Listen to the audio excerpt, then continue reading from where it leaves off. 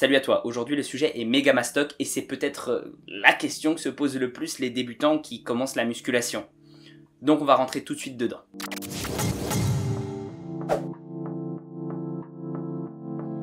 Alors je te précise tout de suite, c'est une introduction pour t'expliquer comment, de façon générale, choisir les bons exercices pour toi.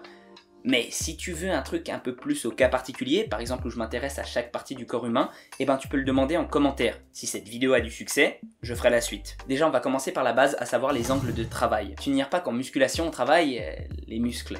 Oui, je sais, je t'apprends un truc. Mais un muscle c'est quoi? Basiquement c'est juste des fibres qui se contractent en tirant dans un sens bien particulier. Évidemment il n'y a pas que ça pour définir un muscle, mais là c'est ce qui nous intéresse. Et bien chaque gros groupe musculaire est composé de plusieurs chefs. En gros un chef ça va tirer dans une seule direction et quand tu les assembles, et ben le muscle va pouvoir avoir plusieurs fonctions. Chef ça se dit seps en latin, par exemple les biceps, deux chefs. C'est eux qui nous permettent de plier le coude. D'ailleurs chaque muscle, chaque chef peut posséder plusieurs points d'insertion, plusieurs fonctions. Par exemple les biceps ne font que nous faire plier le coude, mais le rectus femoris lui peut faire une flexion de la hanche et une extension du genou. Nous avons donc besoin d'exercices différents pour faire fonctionner chaque chef et chaque fonction du muscle de la façon la plus optimale possible, de sorte à pouvoir les développer au mieux. Je sais pas si t'as remarqué, ok, phrase de podcasteur, mais je t'assure, on est tous différents. J'expliquais dans une vidéo sur les morphotypes qu'il n'y a pas vraiment de sens à classer l'humanité dans 3 catégories différentes, parce que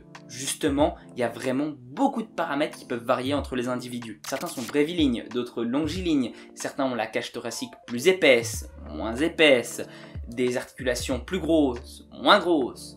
Tout ça. Et ça fait donc qu'on doit forcément adapter les exercices à notre morphologie, même si on essaye de faire travailler tous les chefs et les groupes musculaires avec des angles de travail différents. Le plus souvent, pour adapter les exercices, il va s'agir d'amplitude et de placement de corps. L'exemple le plus fréquemment utilisé, c'est que si tu as une cage thoracique étroite et des bras longs, il ne servira à rien de descendre jusqu'à ton torse pour le développer couché. Enfin, ça servira pas à rien, ça servira à te blesser. Enfin, il y a un dernier point pour choisir tes exercices, c'est la biomécanique des muscles et les objectifs que tu te fixes. Les muscles sont plus forts sur certaines parties du mouvement et à l'inverse moins sur d'autres du coup, et ce vis-à-vis des effets de levier et de porte-à-faux. Par exemple, plus on se rapproche du bas d'un squat, moins on est fort parce que notre centre de gravité se déplace. De plus, nos muscles peuvent plus facilement supporter la charge sur la phase excentrique, la phase négative où tu retiens le poids, que la phase concentrique. En gros, tu peux plus facilement ralentir la chute d'un poids que le pousser. Ou le tirer, on s'en fout. Pour l'hypertrophie et accentuer le travail sur les phases où on est le plus fort, par exemple dans un squat lorsqu'on se rapproche du haut ou qu'on est en phase négative, ça peut être une bonne option. Mais à ce compte-là, il faut aussi choisir des exercices qui favorisent plutôt un étirement maximal des fibres musculaires et d'autres exercices qui favorisent plutôt une contraction maximum. Par exemple, dans le premier cas, des écartés couchés avec des haltères, puis des écartés à la poulie ou aux élastiques. Parce que les élastiques ont ceci de génial que plus tu les étires, plus la résistance est forte et que ça va bien avec notre anatomie. Plus on pousse, plus on arrive en fin de mouvement, plus on est fort. Attention cependant, les exercices avec un maximum d'étirement des fibres musculaires ont tendance à provoquer beaucoup plus de blessures que les autres. C'est pour ça que je pense que les machines de musculation, à condition qu'elles soient bien construites, sont supérieures pour l'hypertrophie musculaire au poids libre. Elles prennent en compte les variabilités de force et par exemple, elles rajoutent de plus en plus de résistance quand le mouvement devient de plus en plus facile anatomiquement parlant et même elles peuvent faire des négatives accentuées.